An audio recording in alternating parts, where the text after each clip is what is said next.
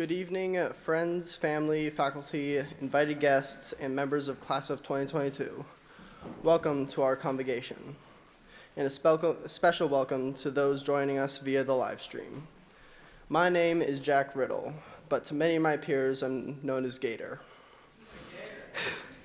When I started my high school career, I was a small, introverted kid who had a hard time breaking out of his shell and always bottling up any emotion he had. No one would consider me a football player, much less a commencement speaker. And through the years of high school, I never thought that I would be the senior patrol leader of Yarmouth's Troop 35 or the co-captain of the football team. And I believe I never would have gotten here without learning what it means to be a leader. For me, leadership means many things. First, it means to lead by example, never telling someone to do something you wouldn't do yourself. As a leader of Troop 35, I had to be willing to work just as hard as everyone else to achieve the respect of my troop and get things done. Because when you're in the Maine wilderness, you don't have time or space for people refusing to do what needs to be done. A leader also needs to make sure everyone enjoys their time, so everyone's experience is positive. I remember last summer, I was a crew leader for the high adventure trip, starting from Chamberlain Lake to the East Branch of the Penobscot. We hit our first rapids, and 2 canoes flipped, and multiple scouts ended up in the water.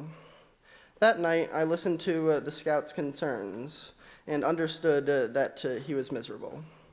Then, I reassured the scout that whitewater rapids were the best part, and I promised to make sure that we didn't flip on Webster Stream. He agreed to be my canoeing partner the next day. And we became, there were some close calls, but we didn't flip, and he didn't flip for the rest of the trip. In that moment, I led with kindness and understanding, and by being a supportive presence, I was able to get him through the trip. Some people think that being a leader is like being a boss, but I disagree. In my life, everyone has to do their part. In your life, everyone has to do their part. Being a leader means encouraging and trusting your peers and not doing their job for them. It never should be one person being a leader. Ideally, everyone is a leader. If not, then minor situations can easily turn into disasters. To be a leader is to serve your fellow teammates, classmates, coworkers, and your friends. To work side by side and give 100%. To lift each other up when they fall down. To face any challenge as a team. It's only then that we can become unstoppable. Our class has had its shares of challenges. Maybe we haven't been navigating rapids down the Maine woods together, but we have had many other difficulties in these 4 years, both individually and as a whole. And the way we emerge stronger is less afraid is because of leaders among us, people who lifted others up, guided our class, stood for what was right, and helped steer this clipper ship to clear waters. As we leave Yarmouth High School and take on the next challenge, I want everyone to know that no matter who you are or where you come from or what you did in the past, there's always a choice to be a leader in life, to serve your fellow peers by lifting them up, to be willing to work hard, to show up, and to never give up. It is my hope that everyone in this room today finds opportunities in their life to become a leader, to become the leaders this world needs, this place we call home. Thank you very much.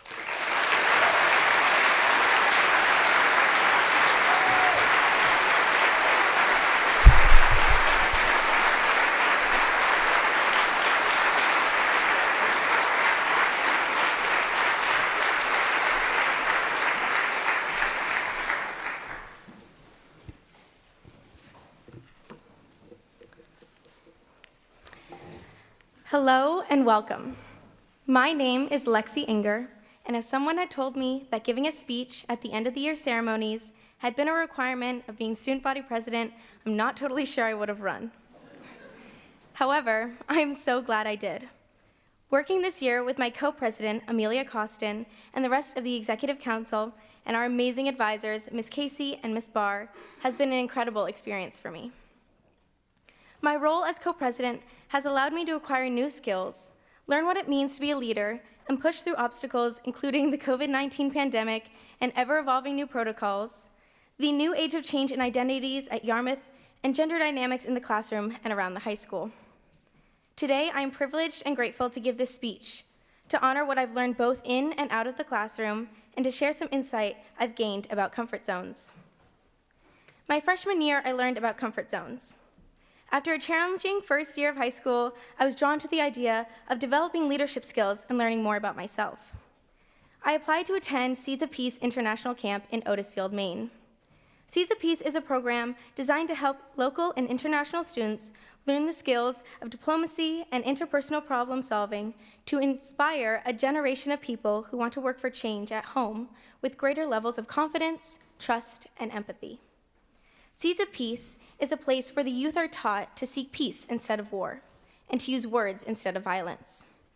This was a place where campers were free to be themselves, as well as meeting others from different socioeconomic, racial, and religious groups. And along with typical camp activities, we engaged with topics of identity, privilege, and power. Everyone was free to be themselves. When I arrived at Seeds of Peace, I panicked. I had left my family and my friends behind. I had left familiar surroundings and all the familiar faces in Yarmouth, faces I'd recognized since kindergarten. I had left my comfort zone and I felt sick to my stomach. In fact, the very first welcoming dance activity left me wondering what I had gotten myself into. Counselors began to sing about Seeds of Peace. Show me how you SOP, I'll show you how I SOP. My hands are high, my feet are low, and this is how I SOP.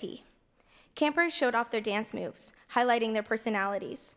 The boy ahead of me even did the worm, throwing himself to the ground and gyrating to the beat while the crowd cheered. When it was my turn, I did the disco, a safe bet, barely moving my hand from my ear to the tip of my hip bone before scurrying back into the crowd. I spent those precious first hours feeling extremely homesick, longing to be back in the small town of Yarmouth, Maine. And I was living for the phone calls from home. I remember sitting down in the lunchroom, hearing at least 3 different languages and not understanding any of them. As I looked around at the other kids in camp, I couldn't envision how to say hello or cross what felt like an impossible, impassable bridge of languages and cultures. I heard cheers and chants that I didn't know or understand. Chanting and dancing were thought to be a universal language that we all shared, but I just didn't feel comfortable joining in. That would require me to move out of my comfort zone, and I wasn't ready yet. I spent many of my first days reading alone, laying low, or clinging to a counselor. And although I felt safe, I didn't feel happy. I can't recall how I transformed from being the camper who no one expected to stay to someone whose life was changed by Seeds of Peace. I think maybe it happened the day I allowed myself to join the Seeds of Peace soccer team. And if you know me, putting on a sneakers and running after a ball and possibly getting whacked in the head is very unlike me. Maybe it occurred while listening to dialogues, where campers revealed their own truths, their hardships and aspirations, and detailed life in unsafe homes. Perhaps it was when I felt brave enough and safe enough to share my own story about the anti-Semitism I endured at school. It might have been when I attended Friday night services, where we lit candles and sang songs in Hebrew that comforted me and finally gave me the courage to understand and embrace my identity as a Jewish person. As a person whose identity had been disrespected and dehumanized historically. I finally understood that in order to feel comfortable with our own selves, we have to be open and vulnerable with others. Whenever the switch happened, I found myself becoming someone who woke each day early in the morning to run with a girl from California whom I'd met at breakfast. The camp was so physically tiny, we'd run around in loops until the morning bell rang and we'd race to the showers. Eventually, I stopped needing those calls from home. I was so occupied with camp activities, I didn't have time to think about what I was missing or the family time I craved. As the camp continued, I realized I had to let people get to know me if I wanted to make any friends. I had to trust that everyone around me wanted me to succeed and was there to encourage my new growth. This is where I learned about leaving my comfort zone. I learned that, for example, right now, speaking in front of all of you is another experience where I'm outside of my comfort zone. I've learned that when you move out of your comfort zone, you feel anxious, maybe terribly self-conscious, because you've entered your fear zone. When you come face to face with your fear zone and you decide to push through, you may come to see what you fear most, like rejection, loneliness, ridicule. Then you begin to grow and learn about yourself and others.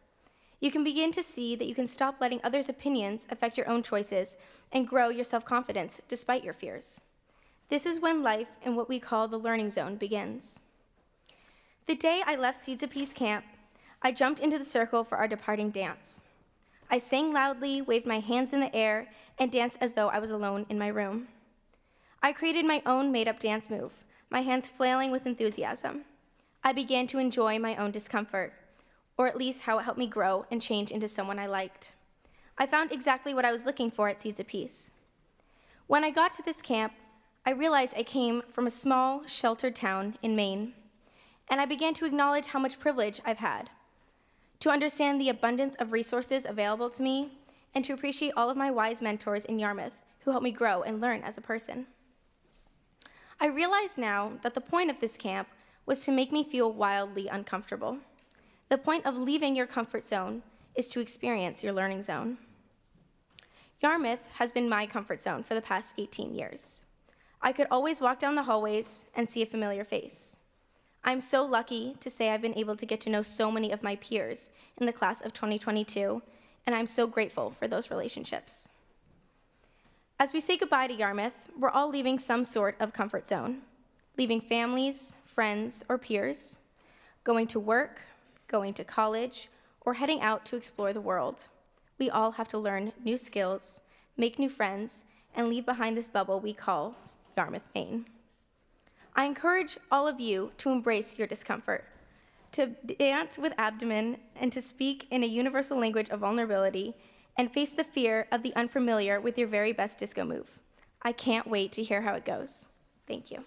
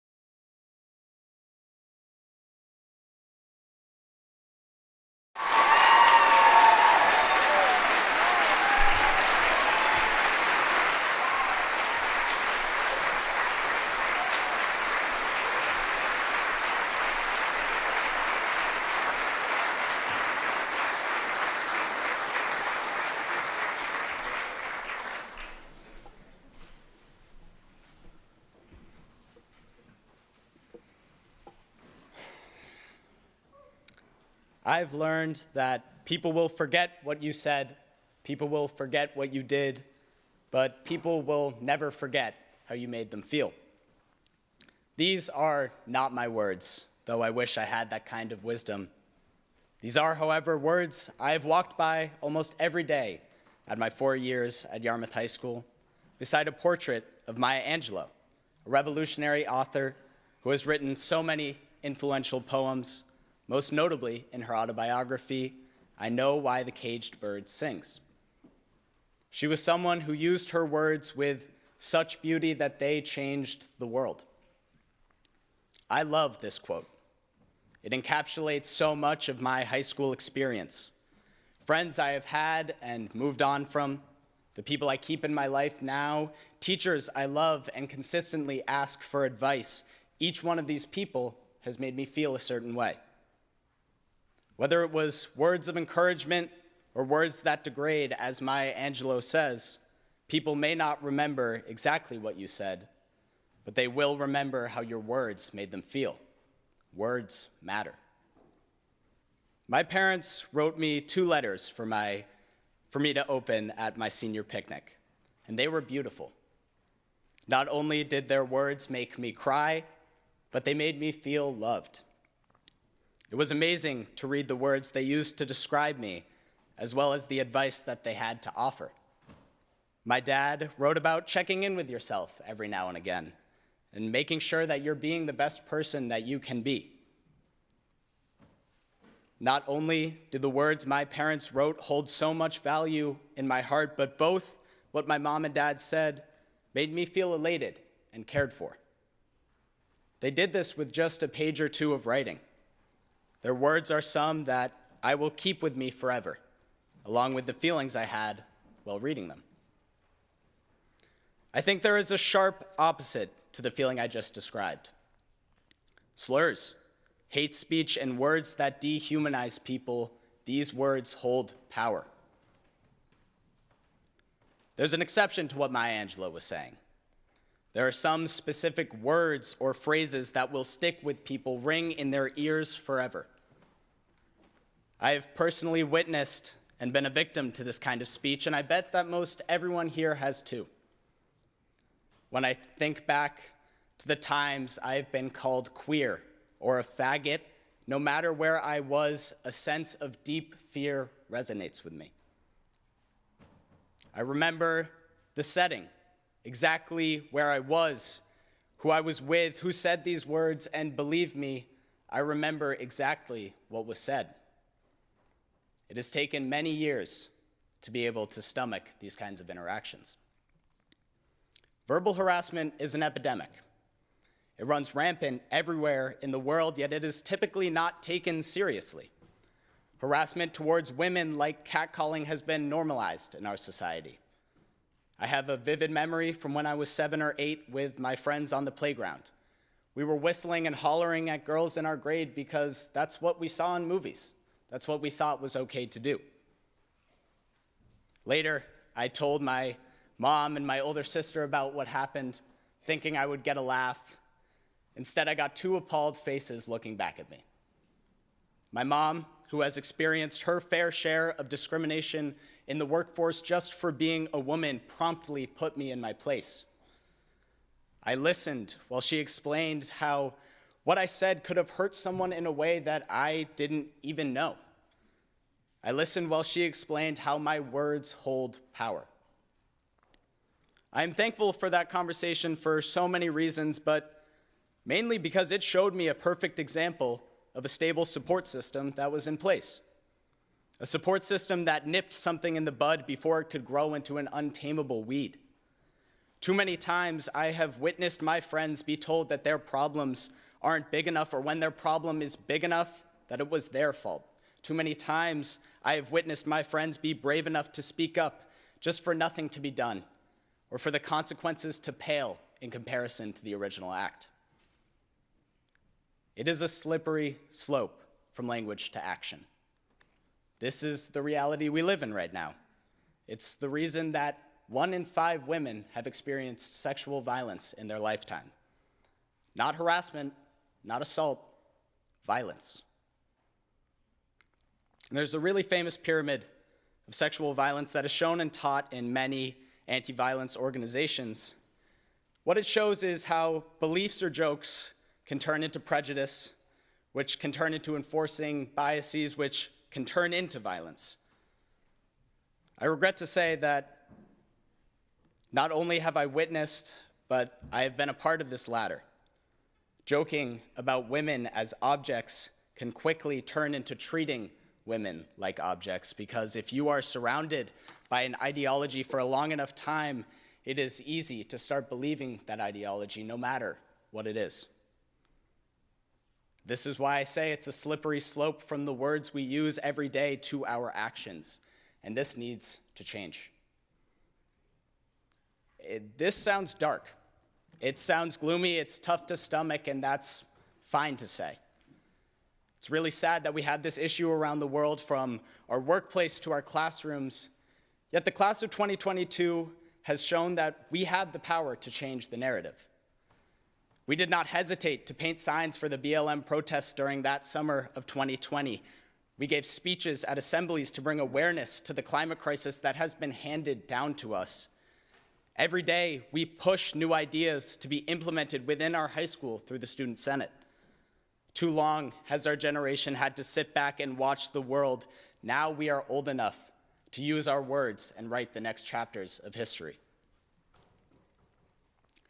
I have not been a perfect kid in high school.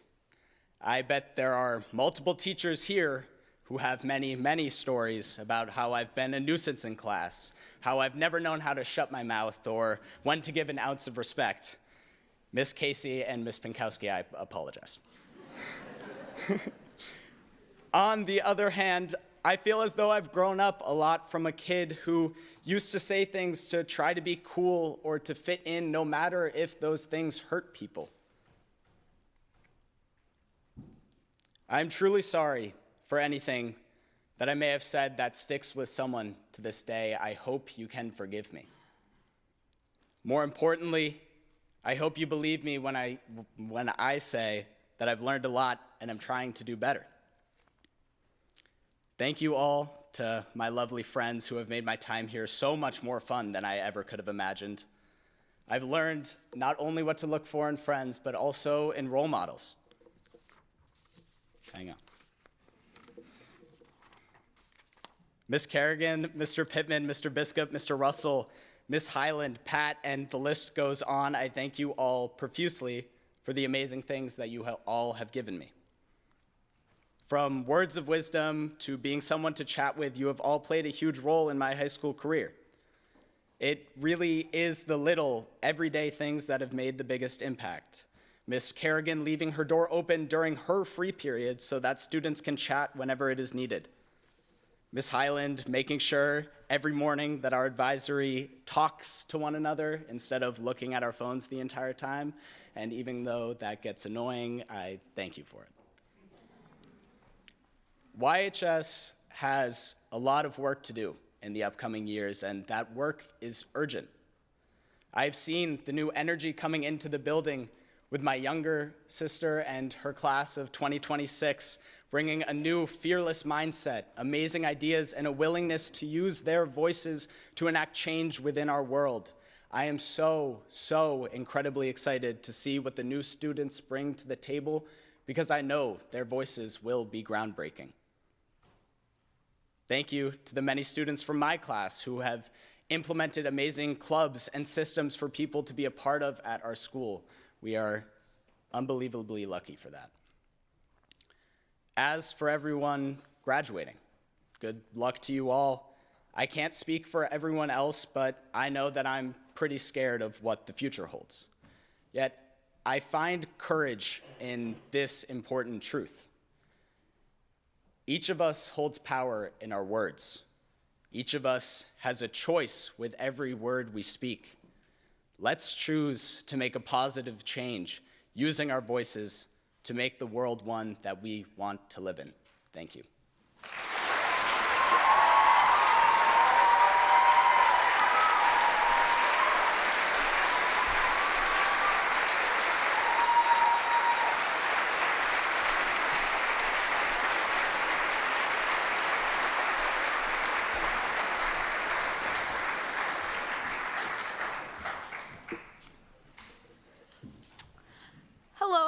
everyone.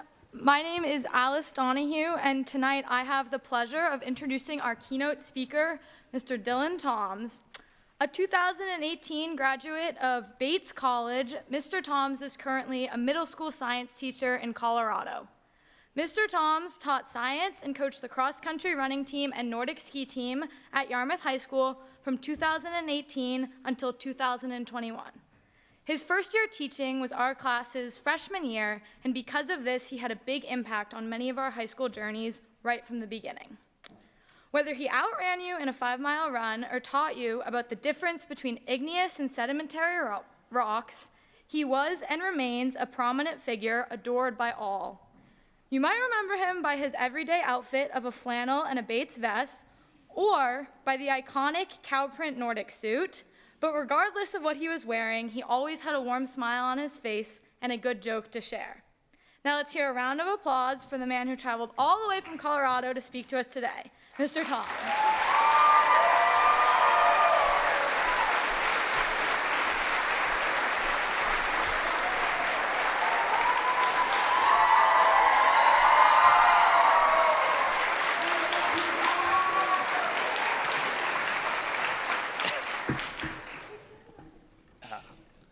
You're going to make me cry.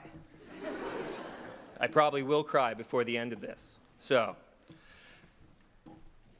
I did have 10 minutes of jokes about Todd Shaw, but unfortunately, he's not here tonight. It is past his bedtime, apparently, so we're just gonna throw out these pieces now. All right. I want to thank the class of 2022 for inviting me to speak this evening. I don't think you will ever know what this honor truly means to me, but I hope to give the love I have, tears I have shed, and longing for what you all have showed me during my tenure at Yarmouth and beyond, the justice in which it and you all deserve. I know that I'll come woefully short of expressing the gratitude I have for each and every one of you.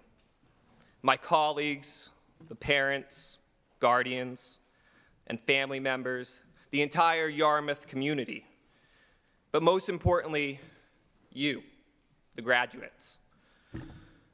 You have forever touched my soul in what you have done by asking me to this stage today. Please know that no matter where I am in this world, whether it be Maine or Colorado, you forever have an ally and a friend with me. You are the first class I ever taught and coached, and you will forever be the first class. No one will ever hold that title again. And as I look out over you all sitting here today, I can't help but smile. We didn't screw up that bad.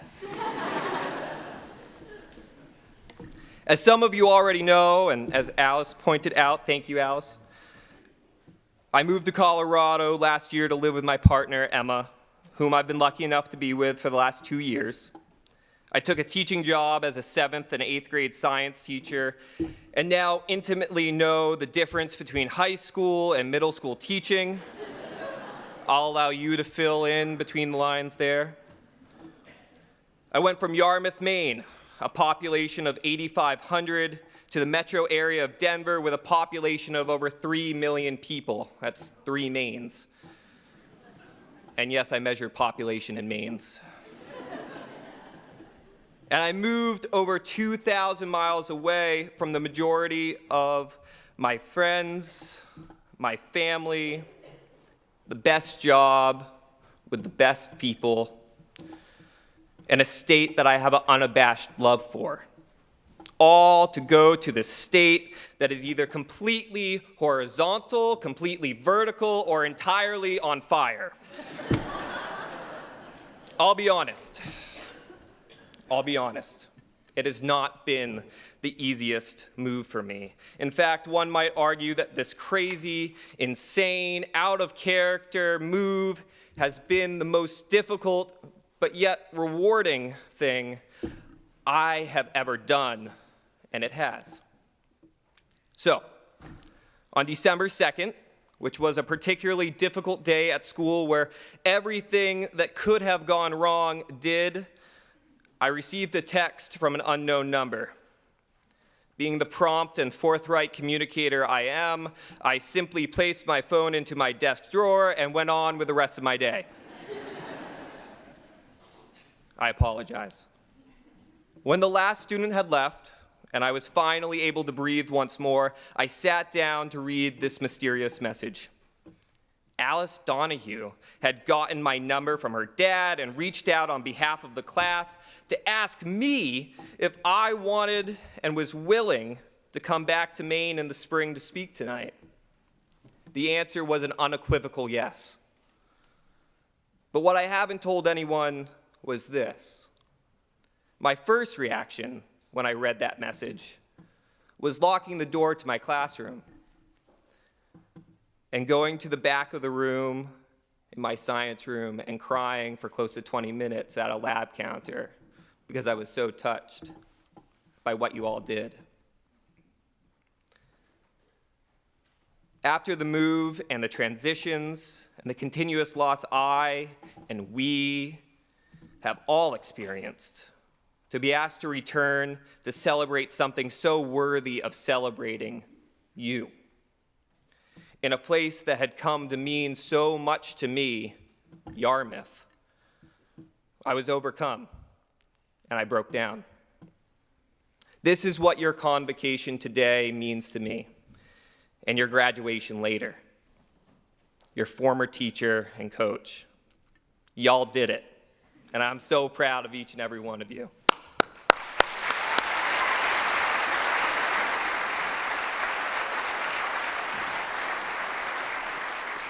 So, what was it that I would share with this graduating class? What had defined our time together as teacher and student, coach and athlete? My robust, way too wordy emails, the pep talks before cross-country and Nordic ski races where I made certain slips I will never live down, my impeccable fashion taste with Carhartt vests and flannels. Thank you, Alice. What was it that had come to define my experience with you all that would be worthy of a speech for you?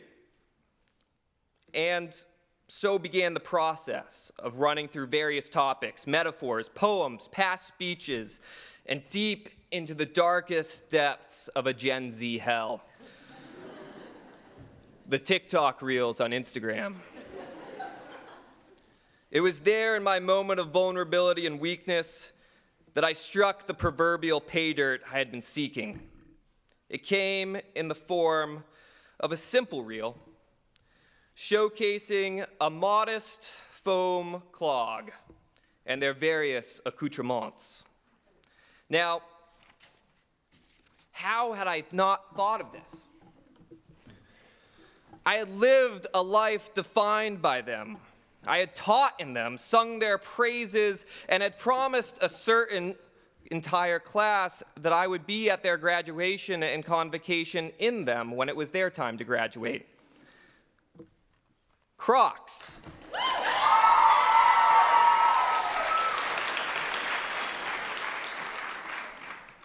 They were staring up at me this entire time, and all the inspiration I needed was just to look down at my foam-holed clad foot. So, the most versatile, practical, and I might argue fashionable clothing item a person can wear in their day-to-day life is the humble Croc. Much like a quality education, Crocs are the great equalizer. I have friends who have graduated from Harvard and Yale, and what do they wear today? Crocs. I know farmers who wake up at 4 a.m., drink their coffee black, and put on their Crocs before long days of work. I have friends who are now lawyers and have passed their bar exam, and what do they slip on once their day is done at the office? Crocs. We wore them after ski meets, and my brother hiking the Appalachian Trail today has a pair swinging from his backpack, liberals wear them, conservatives wear them. My grandfather, who is 84, has a sweet pair of orange ones. And my cousin, who graduated not just last week from the 2nd grade, walked across that stage to receive his 2nd grade diploma in a sweet pair of tie-dyed ones. I wore a pair of camouflage Crocs, much like these, almost every day of my first year at Yarmouth. I'm not sure if I necessarily embody the ethos of camouflage, but I'm a sucker for a good juxtaposition, and I love those things. There's no better metaphor for how one might live their life than the simple Croc. Crocs are humble. They do not boast. Their simple complexion tells you exactly what they are and what you are purchasing. But dig a bit deeper, and you realize that that rubbery foam veneer hides the miles of travel, adventure, and stories that were worn into their souls. Lasting marks, tears, paint splatters tell the stories of a life well lived, but not demonstrated to the world in a way that brags. Rather, their subtle stains and sun-faded colors say, I lead a full, adventurous life, and I take advantage of the opportunities that arise before me. While broken in, a Croc still retains its shape. It remembers where it comes from, and it takes those experiences forward onto future paths and journeys. The gibbets, or those weird, obnoxious things you put in the holes of Crocs for the non-believers in the room, show the values a person holds, or at least their sense of humor. Crocs do not pretend to be flashy. They aren't made of the finest leathers in the world. They aren't exclusively sold at Brooks Brothers or Gucci. You find them at Rennie's, Martin's, and my dad's favorite Ace Hardware store.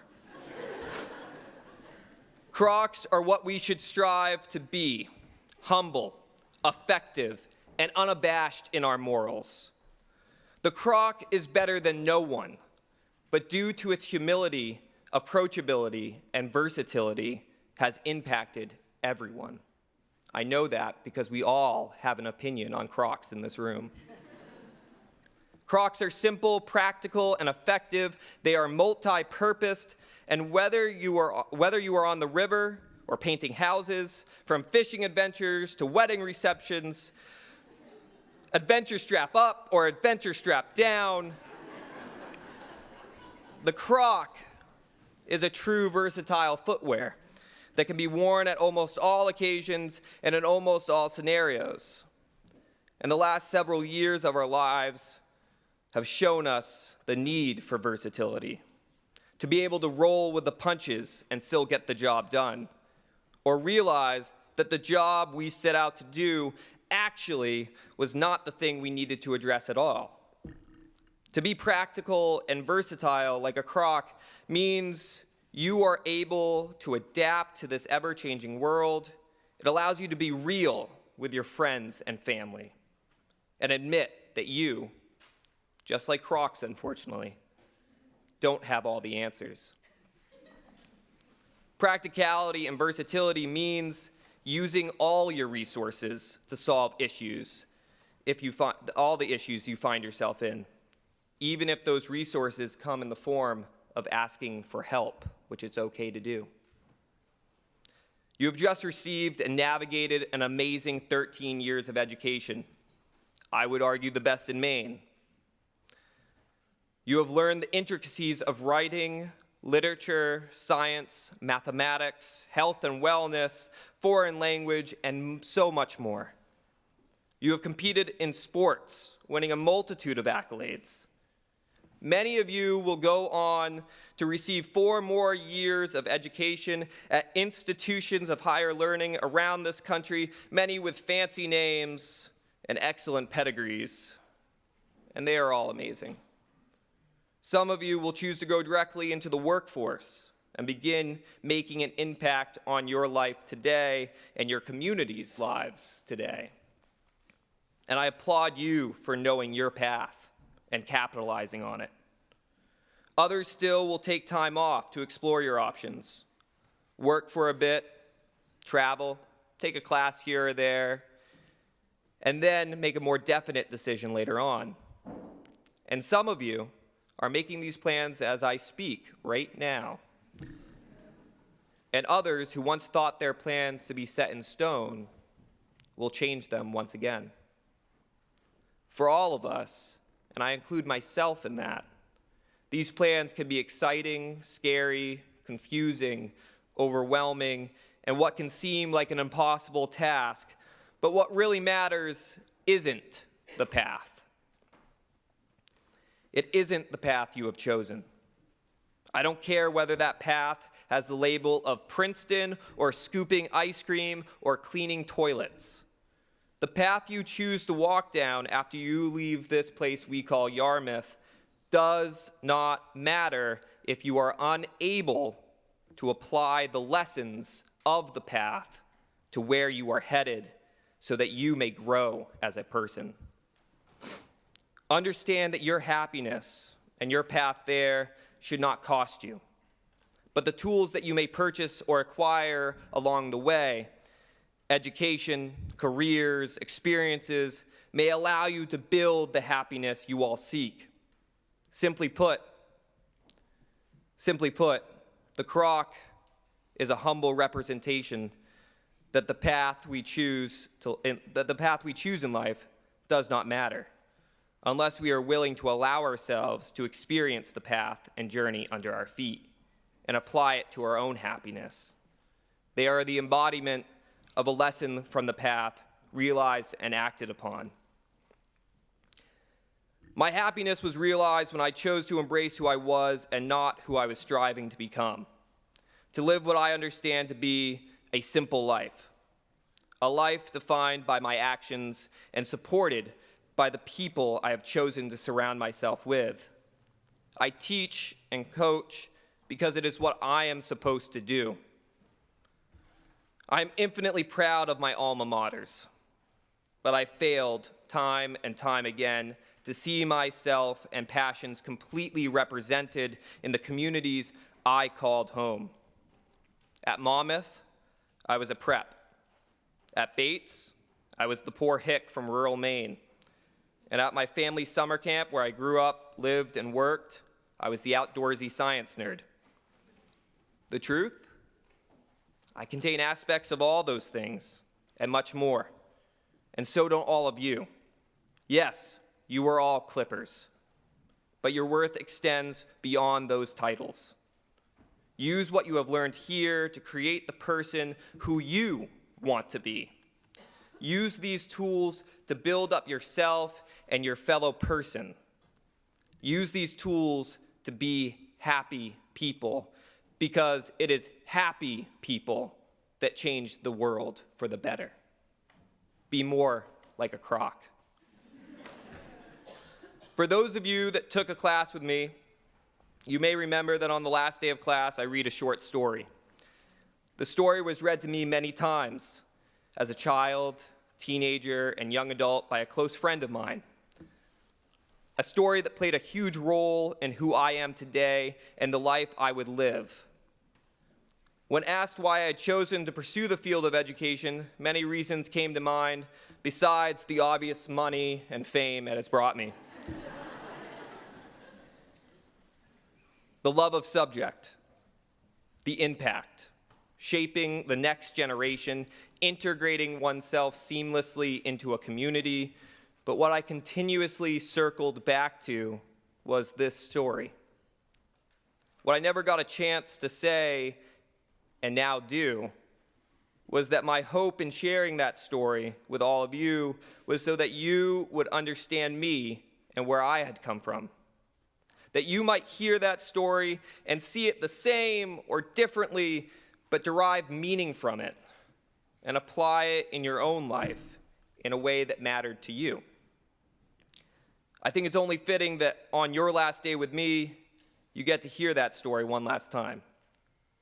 So, at the last session on the last morning of a 2-week seminar on Greek culture, led by intellectuals and experts in their fields who were recruited by Dr. Papadeos from across Greece, Papadeos rose from his chair in the back of the room and walked to the front where he stood in the bright Greek sunlight of an open window and looked out. We followed his gaze across the bay to the iron cross marking a German cemetery. He turned and made the ritual gesture, "Are there any questions?" Quiet quilted the room. These 2 weeks had generated enough questions for a lifetime, but for now, there was only silence. No questions? Papadeos swept the room with his eyes, and so I asked, "Dr. Papadeos, what is the meaning of life?" The usual laughter filled the room, and people stirred to go. Papadeos held up his hand and stilled the room, and looking at me for a long time and asking with his eyes if I was serious, and seeing from them that I was, "I will answer your question," he said. Taking his wallet out of his hip pocket, he fished into a leather billfold and brought out a very small, round mirror, about the size of a quarter. And what he said went like this. When I was a child, during the war, we were very poor, and we lived in a remote village. One day, on the road, I found the broken pieces of a mirror. A German motorcycle had been wrecked in that place. I tried to find all the pieces and put them back together, but it was not possible. So I kept only the largest piece, this one. And by scratching it on a stone, I made it round. I began to play with it as a toy and became fascinated by the fact that I could reflect light into the dark places where sun would never shine, in deep holes and crevices and dark closets. It became a game for me to get the light into the most inaccessible of places. I kept that little mirror, and as I went about my growing up, I would take it out in idle moments and continue the challenge of the game. As I became an adult, I grew to understand that this was not just a child's game, but a metaphor for what I might do with my life. I came to understand that I am not the light, nor am I the source of the light, but the light, which is truth, understanding, and knowledge, is there, and it will only shine in many dark places if I reflect it. I'm a fragment of a mirror whose whole design and shape I do not know. Nevertheless, with what I have, I can reflect light into the dark places of this world, into the black places in the hearts of people, and change some things for some people. Perhaps others may see and do likewise. This is what I'm about. This is the meaning of my life. And then he took his small mirror and, holding it carefully, caught the bright rays of daylight streaming through the window and reflected them onto my face and onto my hands folded at my desk. Much of what I experienced in the way of information about Greek culture and history that summer is gone from my memory. But in the wallet of my mind, I still carry a small, round mirror. So, go forth. Go to college and university.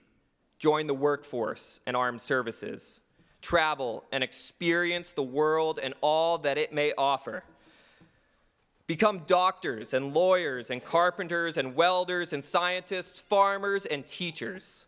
Make friends, find partners, create community and love wherever you land. But in all that you do, have the soul and fortitude of a croc.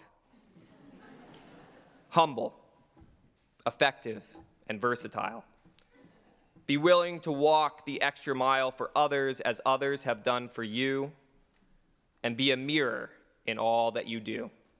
For the world needs mirrors to shine and reflect the light now more than ever. I am so proud of the people you have all become and are becoming, and thank you for making me a better person as well. Remember, live a simple life, wear Crocs, and always be a mirror to all. Thank you.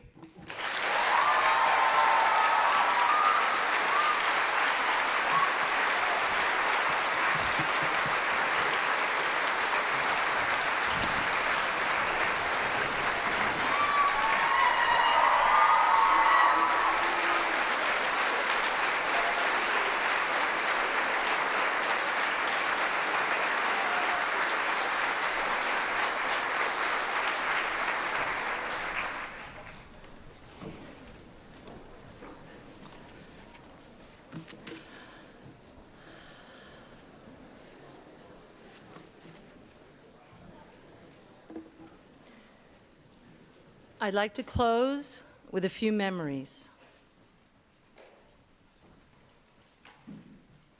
16 years ago this month, I sat in Superintendent Ken Murphy's office and accepted the offer of a teaching position here at Yarmouth High School. I had dreamt of hearing those words ever since my long-term sub-position at YHS, which I had held several years before that, had not resulted in a job offer. Details of that meeting with Dr. Murphy are hazy, but what I remember vividly and with sweeping emotion is the arrival about 30 minutes later of my closest friends who dropped all the plans they had made for that Friday evening to sit in my kitchen and celebrate this dream come true with me. When my daughter Carolyn was 15 months old and my son Robbie was 10 days old, my husband's mother lost her battle with cancer. I was nursing a newborn and helping Jim choose a flower spray for the casket. Details of those days are hazy, but what I remember vividly and with overwhelming relief are Nancy and Diane, the wives of two of Jim's friends, showing up on the morning of the funeral and letting me know they were going to take care of all of the children of relatives and friends, including my two little ones, while we attended the church service, so I didn't need to worry about any part of that. A few years ago, I planned a holiday party with a decorated home and tons of food and drink, and for various reasons, only a handful of the dozens of invited guests showed up. Details of that afternoon are hazy, but what I remember vividly and with overwhelming astonishment is the surprise visit the next day of all 10 of my former advisees, the ones who had just graduated the previous June. They were headed home for winter break and had made my house the first stop of their vacation. We hung out for hours and made very good use of all that leftover food. One final memory. In July of 2020, my son Rob said, "I do," to the love of his life, Caitlin, in Alaska. However, thanks to COVID, instead of the planned destination wedding with 150 guests, they got married in a field surrounded by a handful of Kate's family and friends while we watched on a computer screen in separate squares from each other and from them, crying our congratulations. Details of that day are hazy. But what I will always remember vividly and with overwhelming elation is the dance we all shared last summer at the replacement reception that we held at our house here in Yarmouth. Me and my husband and my daughter Carolyn and my younger son Matt and Rob, arms around each other, heads bowed together, with the Chainsmokers' Kygo family blasting joyously from the rented sound system. What these memories have in common is presence, P-R-E-S-E-N-C-E, presence. People being there, witnessing, supporting, sharing. People going out of their way, people changing their plans, people taking time, putting others first in those moments. If this pandemic has taught us anything, it's that being together, not on a screen, but in flesh and blood, makes all the difference. Look around you. How wonderful it is to be back here together in this sacred space for Convocation. You, the fabulous members of the class of 2022, no doubt will do great things. You'll fix problems, you'll solve mysteries, you'll invent cool new stuff. You'll make lots of mistakes, and you'll learn from them. You'll live lives filled with joy and sorrow and everything in between. But what I most wish for you is that when you have those opportunities to be present, to show up, to be the vivid part in someone's hazy memory, you drop everything and just go. Just be there. Be present. they'll never forget it.